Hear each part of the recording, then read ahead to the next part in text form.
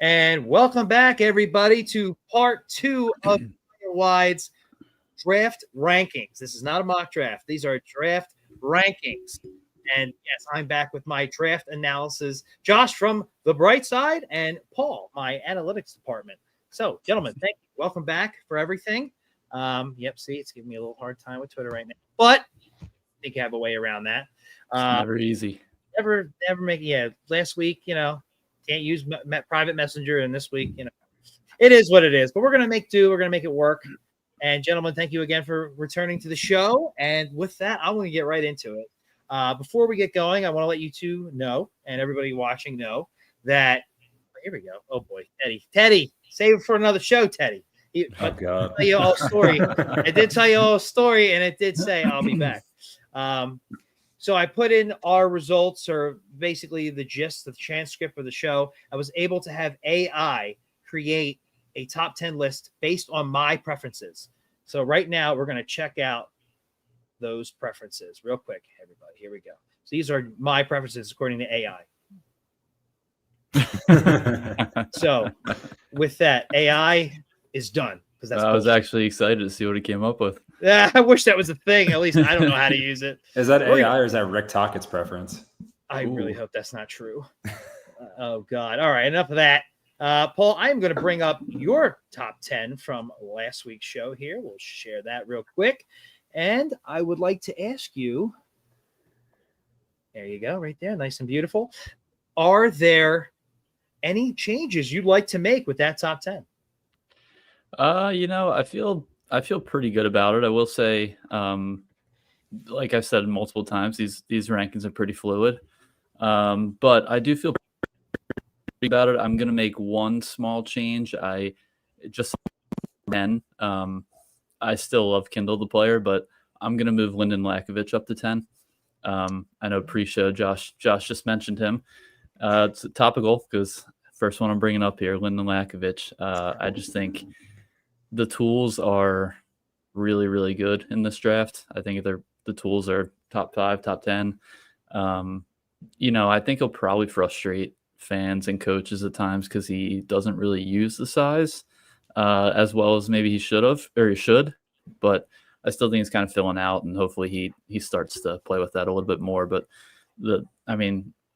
if you watch him play, you'll be impressed with his skating, and not one of those like, oh, he's good for his size. He's just a good skater. And then the stick handling, the shot is maybe high end. There's just a lot to like there. And I think if he starts to use his body, he can really be a force. So I'm going to put him at 10. Beautiful. Excellent. Now, I do have a question about him. One, first and foremost, who you had there previously, I was going to say Kindle. I've seen him pretty 20s-ish, so I was a little surprised there. I'm okay with you believing in the player, I'm just curious, but you've already made a change. Now, Lakovic was a guy, and you have him right about where I thought he was before. Have you seen him in most mocks dropping a little bit? The mocks, I can't say I've seen enough mocks to say. I do have like a spreadsheet consolidating a bunch of rankings. Not everybody has like the latest rankings out. Some are like from March and February, but it is a little bit of it's kind of like this with everybody in the drafts, but you have them in the top 10 here and there, and then you have them all the way down at like 25. So yeah, there's definitely been rankings that have them in the 20s, late teens. But there's also people who believe in the high end ability as well. And yeah, I'm just going with the potential on this one. I think he's going to be a NHL player no matter what, but if he really hits, he's got a little more potential than a lot of guys in the draft. Well, I don't feel like such a size queen anymore having McQueen in my top 10. I'm glad you moved him in. How about that? All right, and with that, we'll jump over to Josh's top 10 here, and I will get faster with this. Sure, the right one here. Why does it do that? That's Paul's. We just did Paul's. It like switches it on me, fellas. I'm sorry. I can't even. The thing's so little, I can't even see it. His is probably better, so that's fair. Did it just do Paul's again? It like refuses to put Josh's up there. It's messing with me here. It's this AI you're working with. You know what? I think you might be right about that. I made an Elon joke last podcast, and I think he might just be fucking with us now. There it is. There we go. All right, Josh, your top 10 from last week. Are there any changes? I can see one already, but are there any changes you would like to make? You got to take that 0 away from Brady. To be honest, there's a few guys in there that I think I might change, like 4 and 5, and I might change 6 and 7. But I think the only player I'm dropping off this list and putting in there is I'm taking Brady Martin out of 10, and I'm putting Jackson Smith at 10. And I seem like such a hypocrite because that was my "what the fuck is Paul thinking" pick last podcast. But no, I watched more Jackson Smith, and 6'3", and he was scoring the way he did. No, he's absolutely in my top 10. He's a ridiculous talent. He could definitely be a top 4 defenseman, potentially top pairing guy. So I gotta, just upside wise, I gotta put him up there. All right, I love it. And go ahead. I just want to say I feel like even coming into the year, you heard a lot about like this draft isn't the draft for defensemen. Maybe not, I don't know, but I think a lot of these defensemen from like 3 to 6, maybe 2 to 6 in this class, all have like middle pair upside. That I think might be a little stronger than maybe projected. There is projection on some of these guys, of course, but I think there's a possibility for a decent amount of them to make an impact.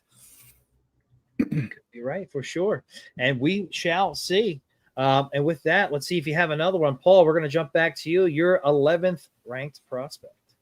Well, do I want to put Kindle there or just slide him into 11? I'll go, I'll push Kindle to 12 and go with Carter Bear here at 11. Ooh, very interesting. I kind of think of, I think a lot of people have talked about him and Brady Martin together in ways, and I definitely see it. The game style is similar. Martin's a little bit of a bigger hitter, but the forechecking from Carter Bear is pretty incredible.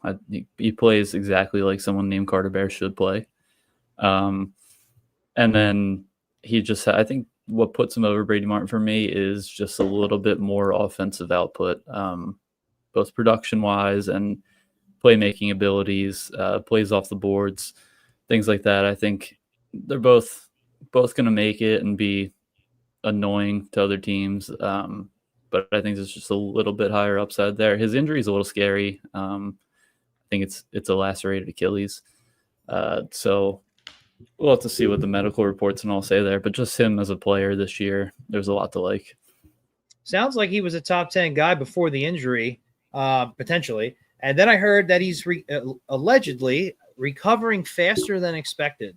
So I guess that's obviously good. And what I understand, it was a clean cut, not a tear, which is always a good thing. So we'll see. But yes, when you name a player I have in the thumbnail, you win. You got him in the thumbnail. I did. That's one of them. You got 3 players in the thumbnail. You got 1.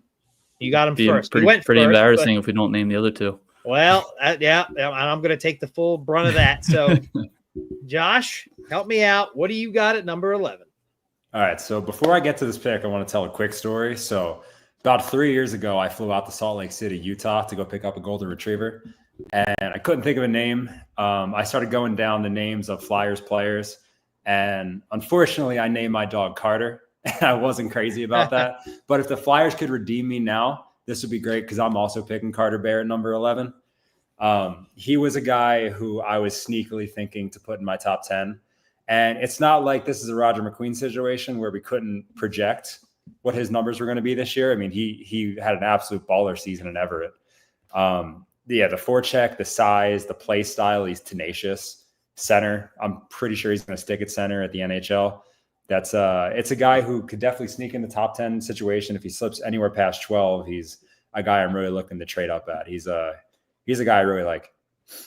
Excellent. Yeah, the more I read about him, the more he's a guy I hope hangs around somehow for us to. If we keep all our picks, because we'll see what. Apparently, we're really attached to our 2 first-round picks at the end of the first round. We'll see. Yeah, and we'll see what's true. I'll say my dog's nickname is Carter Bear, so saying that gets him really, really excited when he joins the pod. Yeah, look at that. He looks excited too. That's wonderful. All right, and with that, Paul, we'll jump back to you. Can you name the next player I have on the thumbnail? Well, do you have Benjamin Kindell? Oh, I forgot about that. We will hold off and it's all good. I don't know if you want to go back into why you have him so high with most mocks have him a lot lower, but be my guest. Yeah, I'll be quick, I guess. I think I'll probably say it multiple times tonight and the next episodes we have. These rankings are definitely going to shift a little bit. I think there's a lot of guys in the same tiers. A lot of guys you're looking at like third liners, maybe second liners.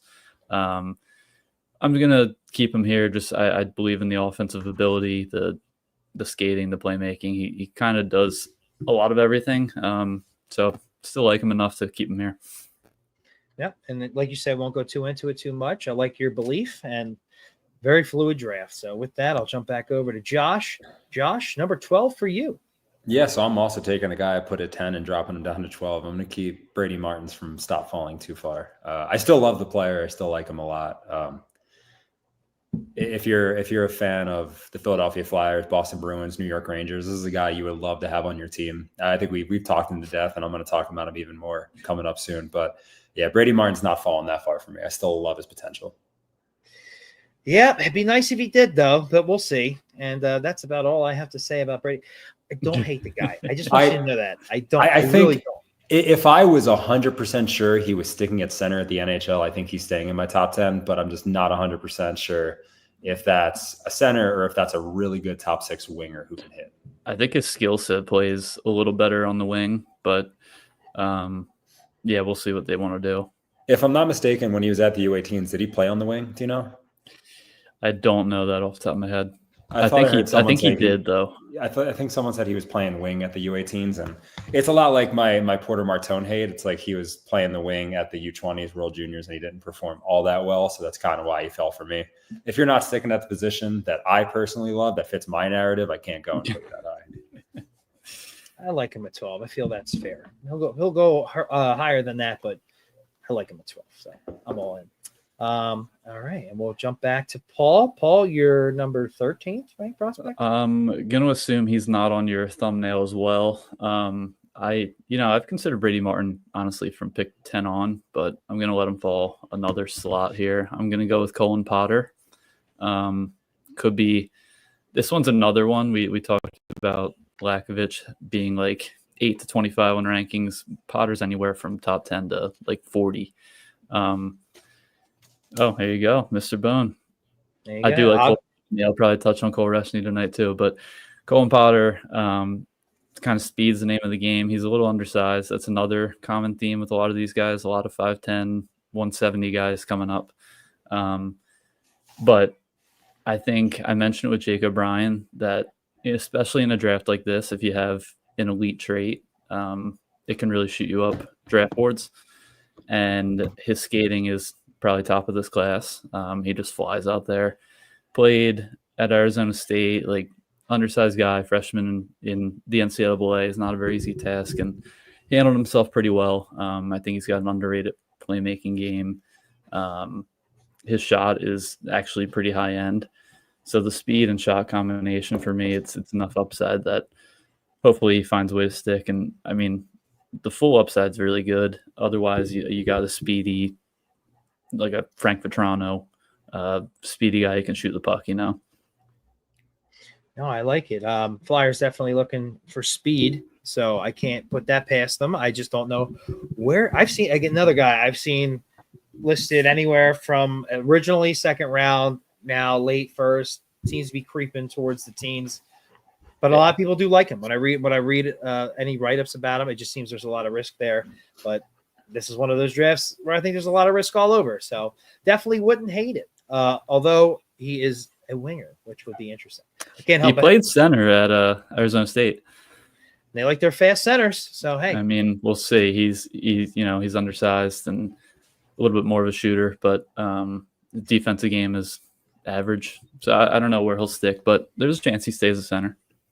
It's interesting. I think people want him to be the Frank Nazar of this class with the speed and size. I'm obviously not going to go there as the biggest Frank Nazar fan, but I do like Potter. Yeah. All right. Beautiful. And then we'll jump over to Josh. Josh, your 13th ranked prospect. I want to shout out in our chat, Teddy. You want us to talk about a certain Sherwood Park, Alberta guy, and it's not going to be Carter Hart. I'm going to talk about Braden Coots. This is my passion pick of this draft, and this is my guy. I don't know if he's the 13th best player in this draft, but all the tape I watch from him, I love this kid's upside. He wears 86 number 1, which is absolutely fucking sick. I love that. He every highlight I watched of him was his skating, creating his own space and opening up space for his teammates. He played with a guy we're going to talk about pretty soon up in here as a 6'6" defenseman, and they look dynamite together. He sets up his teammates almost as well as he shoots. He's a center, 6 foot, so he's not a huge guy. He's another guy who I think could bounce between center and wing. But I think if he hits, and his numbers in junior so far have not really backed up my point here, but if he's a guy who takes another step, he puts on a little bit more weight and he starts adding a little bit more offense to his game. Like, I already like his ability on the power play, penalty kill, 200-foot player. I think he plays in every facet of the game. And if he could just increase the offense a little bit, be a little bit more consistent, I think he could be a guy we're talking about in a redraft years from now being a top 10 guy. He has a little bit of diet Jake O'Brien to him. I like that. And I like that. Have another I actually thought you were going to take him last pick. I wasn't sure if your dog's name was going to be Coots. Would make sense. It would make a lot of sense. But yeah, and you win a prize. That is the number 2 guy on the thumbnail. So there is one remaining, and we're tied at 1 here. So this should get good. And with that, Paul, you will go back on the clock. Your 14th ranked prospect. All right, I will keep Brady Martin from falling too far here. We're gonna put him here at 14. I mean, we've touched on him a bunch. I don't need to say too much, but he's going to be an NHL player. He's going to be an effective NHL player. What is his upside? I don't know. I think he honestly has, like, all of his skills are pretty underrated. He's got one of the better shots of the whole draft. His passing game is better than you would think. His stick handling is probably slightly above average. He tries to do a little. He thinks he's a little better than he is at times. And his skating is probably the biggest concern I have with him. As weird as it is, too, he needs to gain a little strength. He throws a ton of hits, but sometimes he can get bodied, too. But I'm sure he'll fill out a little bit. But, yeah, he's going to be annoying to play against in the playoffs. Teams are going to love him. I don't know that I see, like, first-line upside offensively, but he's just going to be an effective NHL player. And that one of those last lines is my only issue with him at 6. Don't see that first line with upside. That's it. That's the only reason. I thought coming in as he was rising up the boards, I thought maybe I would get there. I'm just not sure I do with the pace he plays at and some of the skills being good, not great. His shot is very good. He can help a power play out there too. But yeah, I mean, we'll see what ultimately he can get to. Maybe second line, but third line is probably the safe bet. Does seem to have an awful high floor, which is always good. Yeah. But at 6, we're looking at the ceiling. So, look, you needed to put him in there. We don't no longer have to talk about him. So, let's move on gracefully. And with that, Josh, you have an opportunity here. Yeah, so I've been slacking on my Duolingo French, so sorry if I fucked this one up. Justin Carbonneau is who I'm going next with, because when we're talking about upside and we're talking about in this draft guys who could be top 6 players, I mean, if this guy hits, like, he's a top 6 forward scoring 30 goals. Like, he put up ridiculous numbers in the queue this year. I mean, his shooting skill, offensive instinct, he's got that dog in him. And I was listening to, I think, the Prospect on kind of talk about him, and someone said he has a little bit of Michael Jordan in him where he gets pissed off at his teammates if they're not playing at his level. And we already have a guy on our team that does that. So, if those two guys are playing together and producing together, if he hits and everything gels together, he's a good teammate, good guy in the locker room. That's a ridiculous top 6 winger he got. And Josh, you officially win. That was the 3rd person in the thumbnail right there. It's good we boy. got it out of the way early. Carbonneau was a little bit of a risky one there. I'm swinging straight upside. Yeah, no, I mean for the thumbnail, he does seem to come in the teens for most of this, but he's a love-or-hate prospect too. We wanted the French viewers, so I figured I would go swing straight for the Q. Yeah, can you say that name one more time? Justin Carbonneau. Even the Justin. I'm so sorry to all the French and French Canadians that are the watching. Y saying, I love it. Beautiful. So good. All right. And just like that, I no longer have to worry about anything. All right, Paul, back to you. I'm gonna make Josh happy here. Go with his passion project, Braden Coots. He said most of it. I think he's a really smart player. You'd like to see maybe a little more production out of him. He's not the biggest guy. His speed's decent.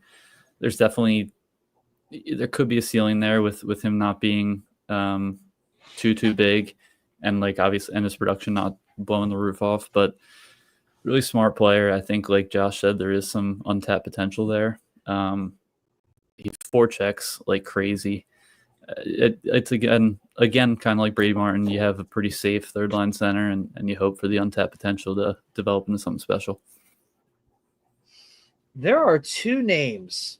One, I believe Paul has. I'm sorry, Josh does, but Paul does not. And then there's another guy that neither of you have. I'm very curious. So I will jump back with that. I'll jump back to Josh. You are on the clock. Well, I'm gonna swing for Coots' teammate now. I'm gonna go Radim Murtka from the Seattle Thunderbirds. Me and Jim are just, or me and Jack are killing it right now. I mean, he's 6'6", and that obviously appeals to everybody.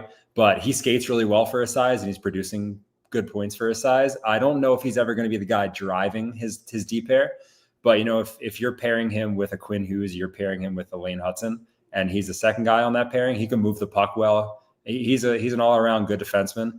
And I think when you're 6'6" and you can skate and you can move well, that you're going to be in the top 15 of almost any NHL organization's draft list. Yeah, and this is kind of a question for both of you. You have him at 15 here.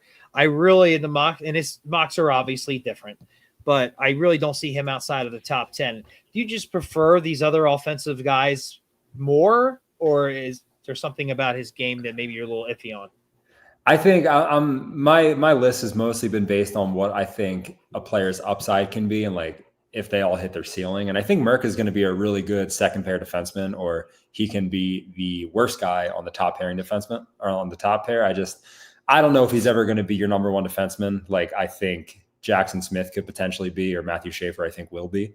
I like his potential. And I think NHL organizations see a guy who's 6'6", skating the way he does. And you watch how Vegas dominated the playoffs the last few years. He's definitely an appealing player. Yeah. I'll jump in just because he's going to be my pick on the next on my rankings as well. I'm just one behind Josh on all these.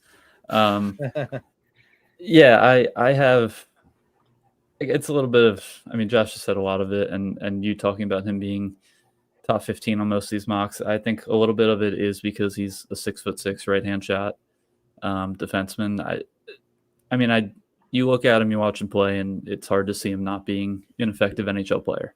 He's, what is his upside? That's kind of why I don't have him top 10. I don't think the offensive game is that special.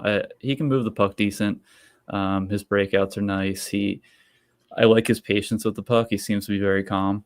But I don't think the offense will translate a ton. He's going to be more of a defensive defenseman, but he can do that 6'6" with the reach he has, and the mobility is decent enough. I think at times I question his processing a little bit. I don't know that's great, but with the size and the tools, you can't see him not being an effective second pair defenseman. The way this list is coming together here, we get a couple more names. We're going to be within striking distance at 22. Might be a decent prospect we get there without trading up. So see how it goes. Are you talking about the one that we haven't mentioned yet, or the player? Because I'm just saying the Flyers that we're already about to go. Your next pick will be 17. Flyers drafting at 22. I mean, I already like almost all these names. A couple of them I expect to be gone, but I'm a Carter Bear guy. Colin Potter has been rising on my list. Some of these, Braden Coots is another one. Although I cannot stand how he spells Braden.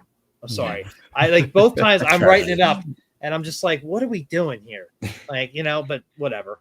But yeah, we're only roughly 5-6 picks away from where they'll be drafting with their second first round pick, and they might end up with a pretty decent prospect there. Which is, if they don't trade it, maybe they don't have to trade up. Is really what I'm getting down to, unless they decide to do something else with it, or maybe they're too married to it for some strange reason. So I don't want to get too much into that. So I will move on to Josh, your number 16th ranked prospect. This is why I struggle with these lists, because like the player I'm about to name, I think I would personally draft over Radi Mirka, and it's a defenseman I like better, and that's going to be Kayshawn Aitchison. I love the way he plays hockey. He's tenacious. He's in your face constantly. He's a thorn in your side. I would like him if the offense never came around in like a late first, second round pick scenario, but this year the offense came around for him. I think he had somewhere like 50-something points in 60 games as a defenseman. Pretty sure he's also a right shot. Sees the game well. It's good in transition. I think he's a guy who could drive a second pair as opposed to being the like a follower on a pairing. I like his potential a lot more than I like Radim. I just think when you're 6'6" and you can skate that way, you're probably getting drafted higher. But I think Aitchison would be super popular in Philadelphia on our blue line. Yeah, I agree. He's a name I've seen start in the 20s, kind of rise, and then some mocks 11. I've seen him going to the Rangers. I've seen him going to Pittsburgh. I have no idea where he's going to wind up, because then I see him kind of dropping back again. I have no idea. I do know he'll be a fun player and a feisty one at that. So he's another name to keep an eye on. On the spreadsheet I was talking about, right now I have the highest ranking on him being 8 and the lowest being 46. There you go. That's exactly what I'm talking about. It's one of those drafts too that most of these guys are like this. I think I kind of mentioned earlier, all these defensemen, I could switch the order next time we talk on most of them. But Aitchison is definitely probably a fan favorite. He's pretty fun. Yeah, and these are going to be some of the names when that 22 picks coming up that are going to be like, are they going to move up, or are they just going to let one of these guys fall to them? We'll see. Or there'll be 5 of them available and they'll take somebody that nobody wants. All right, Paul, back to you. Or they'll trade 17. One for Marco Rossi. I don't know. I mean, apparently the late first is just as much value as Tyson Forrester. So who knows?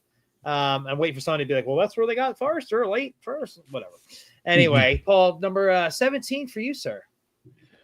All right, I can't keeping him off the list. I'll put Roger McQueen here.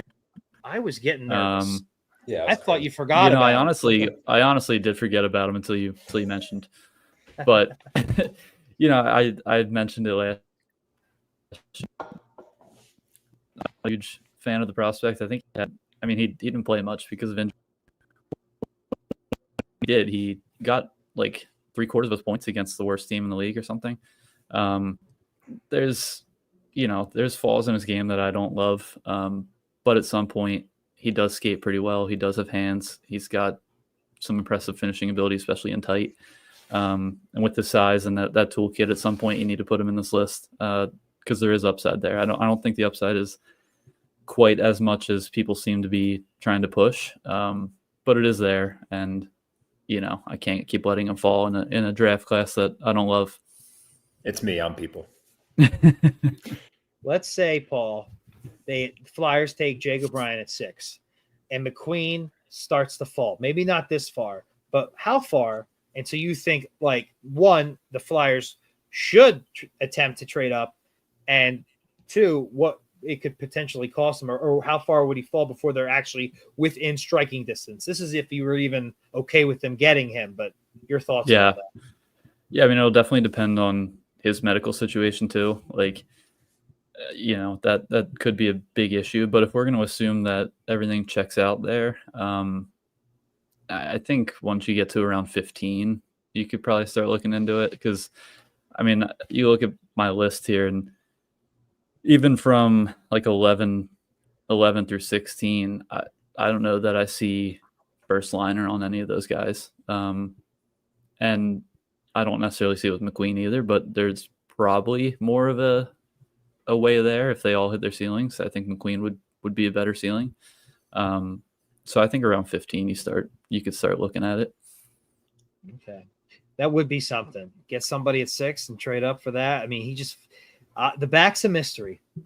So injuries in general are a mystery, especially when it comes to your sports players, but the back itself, Yeah. it's just. I think his injury is like right on the spine or something too. Oh, that sounds fun. Jesus. Yeah, all the more reason why 6.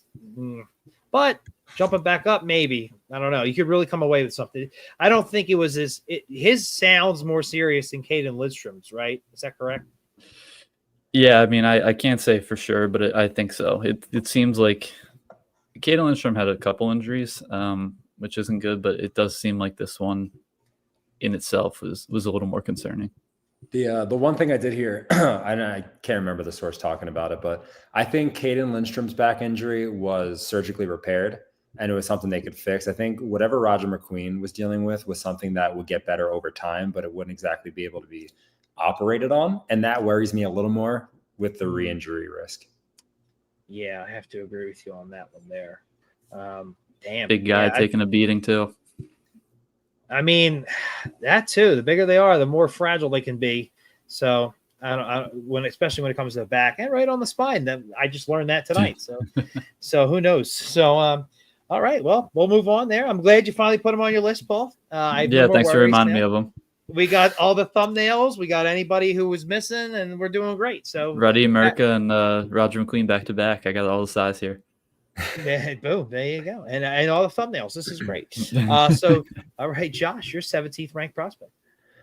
Yeah, I'm gonna go back to a guy I was in love with before this season started, and he's fallen on a lot of guys' lists, but I still love his potential, and that's Ivan Ryabkin. Oh. He's a Russian center who previously this season was playing in Russia. I don't think he got much playing time in the KHL team he was on, and got sent over to the USHL, where he didn't produce as much as you wanted him to. I mean, this is a guy who they were talking about in the top 5 of this draft at some point before the season started, and now they have him high first round or low first round, high second round. But I still like his tools a lot. He's a cerebral player, really good hands, really good hockey IQ. It's just the consistency level and his compete that a lot of teams question.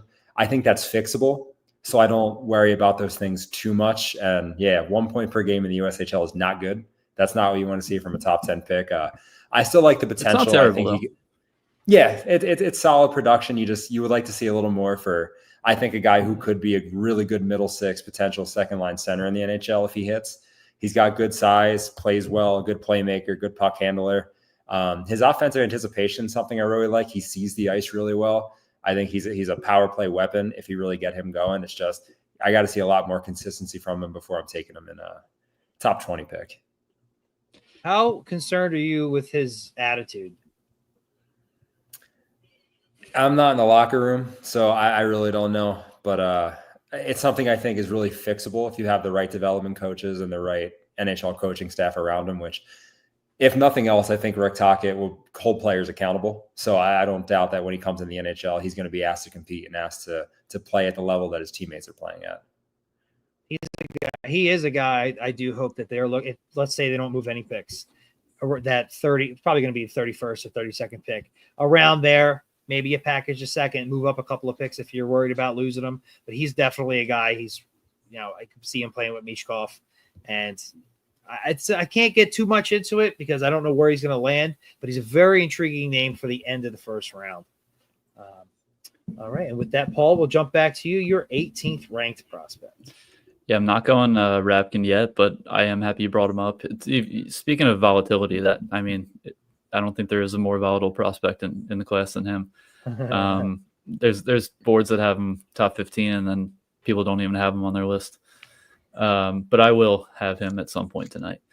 On this pick, though, I'm going to go – I forget who brought it up earlier, but Cole Rezny is going to be my pick here. The one flaw is probably he's not the biggest guy.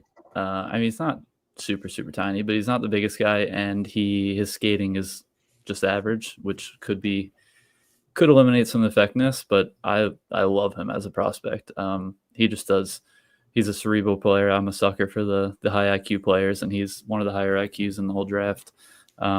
He can create, adjust to pressures, delay game. He's got pretty much high end, maybe not high end, but above average tools on every facet except skating. And he's not like a terrible skater. He's just not great, and at his size, it could limit him a little bit. So there's the risk there, but I love the player. It's enough. It's enough for me to take a bet on him. He plays bigger than his size, and he's such a smart player. And I'll always bet on the smart players. Yeah, there's something to that for sure. And he's a guy. I think a lot of Flyers fans are liking around 22. I've seen a lot of that. Mock wise, I've seen him rise and fall-ish. So I can't really say who's going to go, but definitely an interesting name. And of course, a center. All right. And with that, Josh, we'll jump back to you. Yeah, and this is the point of the draft where I have a lot of guys who I'm really not all that sure of. But at 18, I'm going to go with Malcolm Spence, winger for the Erie Otters. I like his offensive production, and he's going to be hopping over from the OHL to, I believe, Michigan in the NCAA, since the CHL signed that agreement where players are going to be heading to college. And I want to see how his game develops in college. He's a high offense player. He played with Matthew Schaefer for those 10 games that Schaefer was able to be healthy in. But 32 goals, 41 assists. I like his offensive upside. He's a big guy, 6'2", a little bit of a size queen. I like the tool set. I just got to see how it transitions to college. It's really hard to project these guys in the CHL because the numbers are inflated depending on what team and what league you play in. Oh, for sure. He's one of those guys I kind of hope somebody else takes, not because I don't like him, because of the position, and just bumps one of these other guys down. That, there's a lot of good names there. I'm really liking this list. We're getting closer and closer to 22. I keep talking about it. There's a lot of names I like, and there's still a couple. I'm kind of with you, Jack. I kind of hope someone else takes him. So, yeah, no, very good. As long as we wind up with our guys, I don't care how they do it. And Paul, we'll jump back to you. Josh, you want to say the French name? I want to say it's Justin Carbonneau. That's the one. That is the one. We're going with Carbonneau here. A lot of what Josh said. I mean, I think it's funny. I went from one of the smarter players in the draft to a guy with maybe a little lower IQ in the draft. But the skills are at this point, you're probably not getting a guy with higher skills. Skating and shot combination are pretty impressive. He can beat guys 1-on-1, 2-on-2. He's a really good player in transition. Playmaking's okay. It's just a tools thing with him. And, the thing holding him back is he makes a lot of head scratching decisions, a lot of passes to nobody. But at 19, we're just taking the upside here. And he's got one of the higher upsides in the draft. Do you get Owen Tippett vibes from Justin Carbonneau? Yeah, I didn't think about it until now, but it's a good comparison. I mean, I think Tippett's a little bigger, but the speed, the shot, and just kind of making head-scratching decisions all factors in Tippett there. You watch him play, and it's like, I see something so much more in you some games, and then some games I'm like, this guy doesn't belong in a top 6. Exactly. You'll see plays where you're like, he's a top 10 player. And then you'll see plays where you're like, he's not going to make the NHL. And the mock I'm looking at now, I see him going 13th to Detroit. That's awfully high for a player like that. Seems like he's got good puck skills, but like you said, every now and then the spinorama backhanded pass to nowhere. It's just a bet. Like, and I've been fighting with it on my rankings here. There's a lot of guys in this mix that I could go either way. And it's, do you want to go with like a guy who you're pretty confident is going to be an NHL player, but is probably a 3C or a 3-winger, forechecking guy, or do you want to take a chance with a Carbonneau and hope he turns into a 30-goal scorer, big-time offensive performer? And I realize Marc Bergevin is no longer the GM of the Montreal Canadiens, but do you think Montreal is letting a Quebecer with high upside getting past 16? I saw something that they want to draft him with Calgary's pick that they have or something like that. It's like a double whammy or something. So I wouldn't be surprised if Montreal took him, because I'm seeing a lot of that. And with that, did I do that? Okay, cool. And with that, we'll jump back to Josh. You're a 19th ranked prospect. Yeah, I think I just can't keep letting this guy slip. It'd be kind of dumb to have him 20, but I'm going to put Lyndon Lakovic here. I mean, who couldn't use a 6'4" winger that produces offensively the way he did? I think he played pretty. They don't do the prospects game anymore. Now they do like a Canada versus US game, and I think he played pretty well in those series.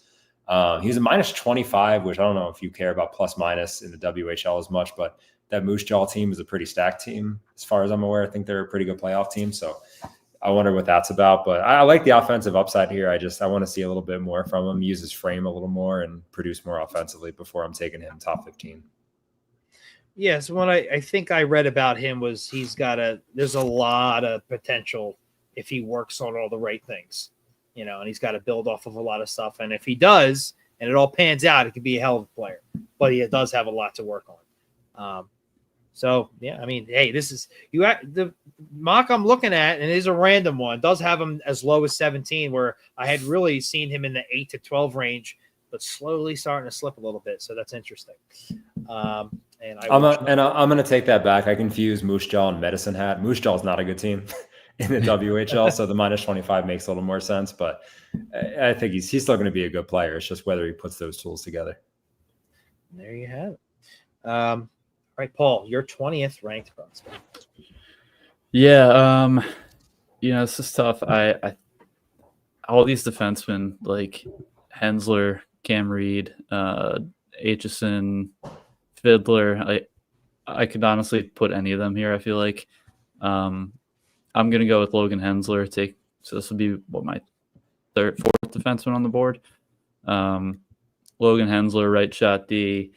I think what put him over for me is he played. The other guys were in junior hockey. He played for Wisconsin last year and put up some solid results. Could use him jumping into the play offensively a little more, but especially shooting. He doesn't shoot very much, but I liked his defensive game. He's got some pretty good mobility. There's sound structure there, combined with the solid results as a freshman in NCAA that I'll take a bet on him. Oh. Yeah, no, you do. Yeah, you said it was your fourth ranked defenseman? Yeah, I think so. It was Schaefer, Smith, Merca, Hensler. Yeah, very good. Yeah. I was wondering when he was going to go. This is right around the range I've been seeing him going. This one here has him going 19 to the Blues. Wouldn't hate it if the Flyers were to draft him at 22, depending on who they take at 6, and they don't move up. Got to love your right-handed defenseman. So all about it. All right, Paul or Josh, we'll jump back to you. Yeah, also going to stop another slide, and I'm going to take Colin Potter here. This is a guy who I think, if you asked me a week ago, he was maybe on the border of slipping into the top 10. I like his potential a whole lot. He's a fast player. Who doesn't love a player in the NCAA playing for ASU? I think he did pretty well playing for the NDTP as well, almost a point per game player there, and pretty good at ASU. A little bit of center, a little bit of wing. I like the skill set. It's just it's hard to see if these quick skilled guys are going to translate once they make the pro jump. So he's a guy I love the upside. I'm just iffy on what he is the next level. He could be a great AHL scorer. Yeah, he's a name I see a lot of people liking and talking about. Did you had him, Paul, right? You already had him go, right? Oh yeah, 13th. There you go. Yeah. So, and then like the mock I'm looking at now, 22 to the Flyers. Don't know if I see that happening, but you never know. Love it. They have him. I have him. So did he play center too? Because I got him a left wing, and then on this mock, he's listed as a center. Yeah, he played center mostly, but a little bit of wing too. Interesting. I'm going to read more about that. I mean, that's another one of those picks where we talked about last week of like, I would love if the Flyers take this guy because that shows me what they think about players' upsides as opposed to making a safe pick. And I don't think Colin Potter is a safe pick by any means if you're taking him at 22. I think it's a good, like that's him slipping if he goes to 22, but he's got the tools where I like that the Flyers are prioritizing a player like that. It sounds like patience will be key with him. And that's all we got. So I'll be all about it. And I think we'll go to 22 tonight, fellas. Get that Flyers pick in to wrap things up. Where are we at right now? I think we just did 20. And I think I just put – did I just two left? I think I just put the wrong one back up again because that's what I do. All right, let's see. I can't – there we go. All right, 21 for you, sir. I'll take Ivan Rapkin here. Ooh, both fans. Okay. Yeah. I mean – there's definitely some concerns there. like Josh was saying about the attitude stuff, I'm not in the locker room. You know, you hear that stuff about prospects every once in a while, and sometimes it's true, sometimes it's not. It's hard to know. There seem to be some conditioning issues as well that were reported. Again, hard to confirm, but definitely a little eye-opening. You hope it's not true, but as a player, I think there's still enough to bet on. It's a draft that, you know, you're looking for some upside at this point in the draft, and there aren't a ton of guys who do it. I see a guy who can really help a power play at the least. He's got a deceptive shot, good vision, nice passing ability. He's just a smart player on the power play, sees plays before it happens. And then if he can take a step up and, you know, be more conditioned, start taking it a little more seriously, playing a 5-on-5 game better, there could be some real upside there.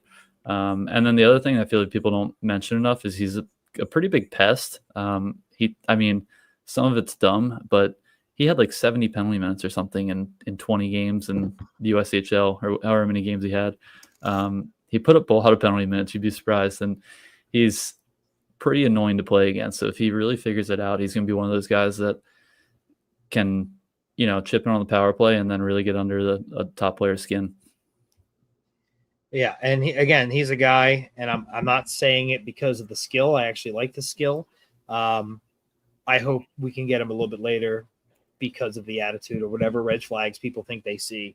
Like the mock I'm looking at, it's only 32, or I'm sorry. Yeah, 32, and he's not even listed. So it tells me maybe there's a chance.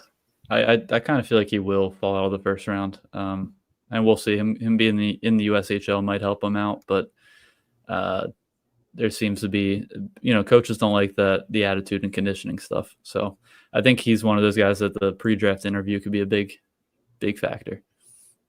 Wow, that's interesting. Yeah, I'm glad you said that because I think you are right. And with that, we'll jump back to Josh, your 19th ranked prospect. Are we at 19? No, because that's Lyndon Lakovic. Just want to bring him back up again. 21.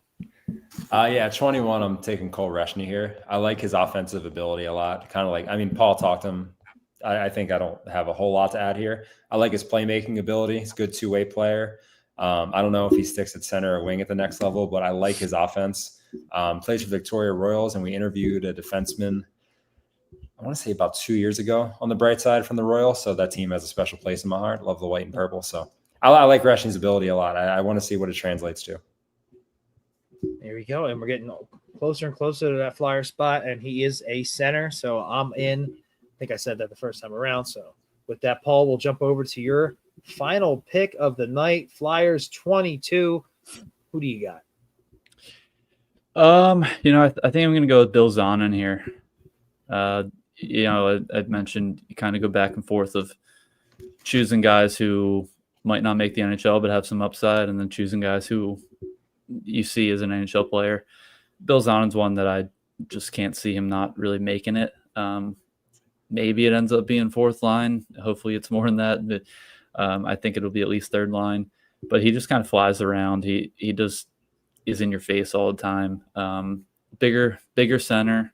Maybe he plays the wing, but he was playing center. Produced really well for a pretty solid team 2 years in a row. He just kind of does a little bit of everything, but he's like not super dynamic, but a little underrated there, and just plays at a fast pace that, you know, everybody likes to watch. He's not like the fastest skater, but just the way he plays is fast and aggressive. He's a name that I've seen more and more lately. When you first started doing your draft coverage, was he a kind of a riser for you? Like maybe early second-ish, moving up? Yeah, I would say that's fair. I, you know, didn't see too much about him for a little bit, and he's been rising up a little bit. Only so far, just because, like I said, I don't know how high his offensive upside is, but I think he's pretty safe projection.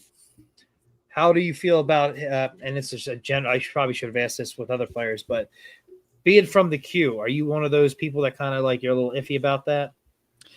Yeah, I mean, I think it makes it really hard to scout kind of. I mean, you look for certain things in their game, but production wise and even the game, if they're just that much better, it's it's a little tougher because that league is really down these last few years. And I don't think there's been a ton of success stories lately from the Q. So it is kind of tough to scout there. It's definitely a factor.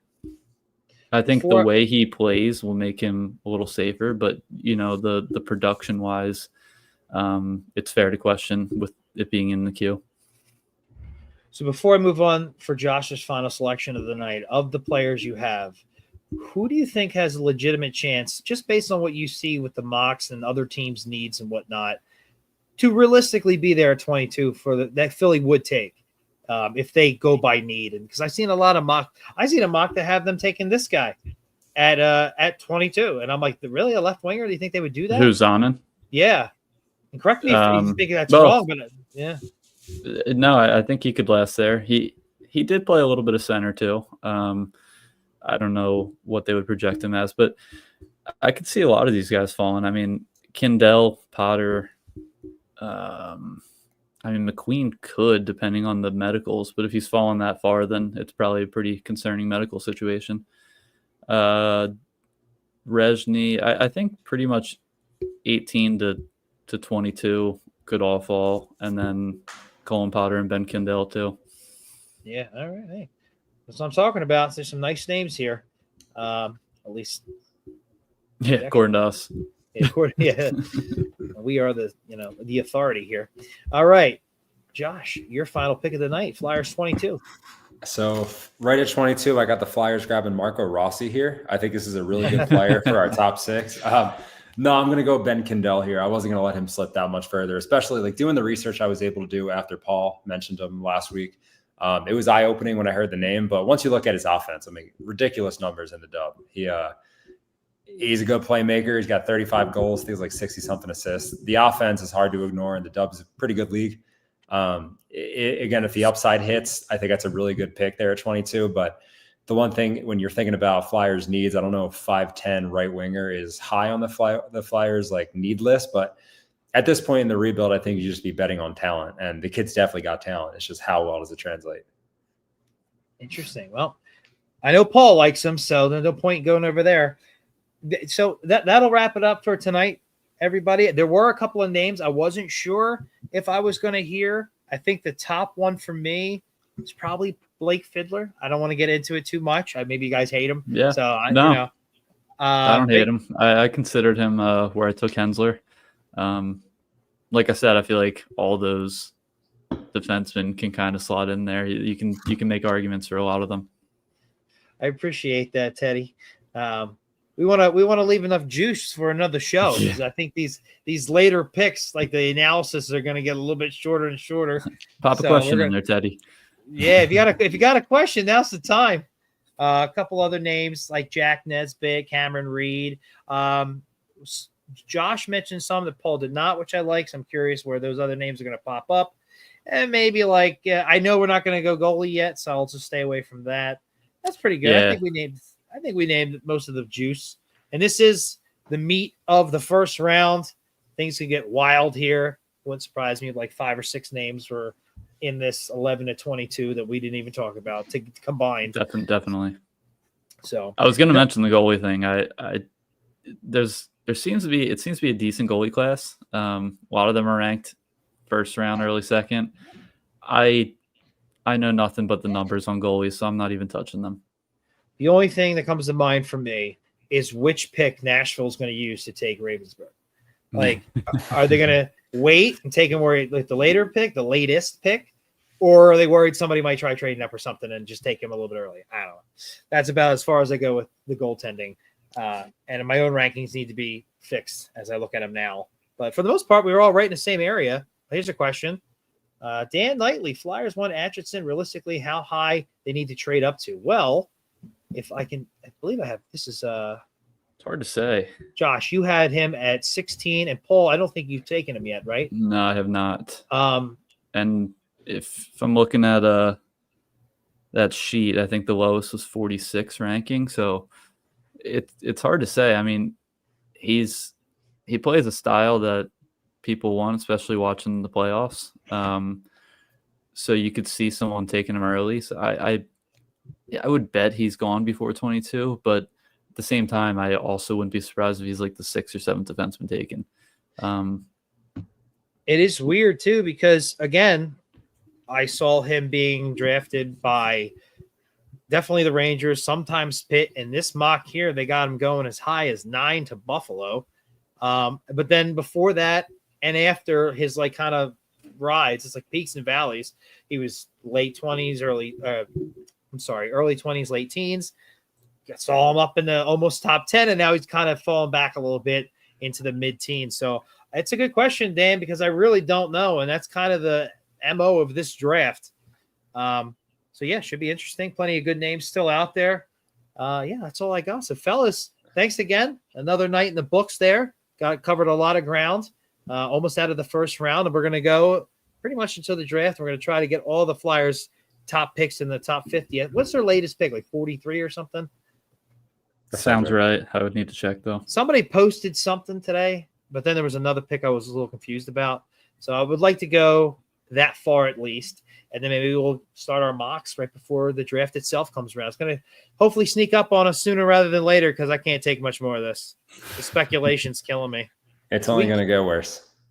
I will. I mean, I don't know if we're talking about Rossi, but if Rossi were in this draft, and we know now, he would definitely be ranked higher than most of these, pretty much everyone from 10 on.